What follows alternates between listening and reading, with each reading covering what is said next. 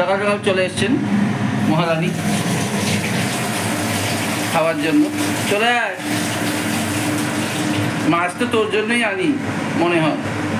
হ্যাঁ হ্যাঁ হ্যাঁ, শোনা মাছ দাও। মাংস? ও মাংস দেবে তোকে, মাছ দেবে না? বাবা বাবু কি বেলা দেখছে শোনা। বলে শোনা একটু আওয়াজ করো, করো। ওর পা ব্যথা হয়ে যাচ্ছে শোনা, তুমি একটু দেরি করতে হবে না।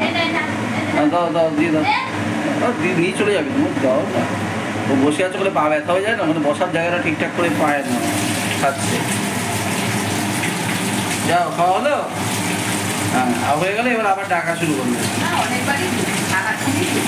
প্রচুর দিয়েছে কিন্তু তোকে, 2-3 বার দিয়েছে, আবার সারাক্ষণ আসবি। একটু রান্না করতে দে আমাদের আগে। হ্যাঁ, আগে আমরা তো একটু রান্না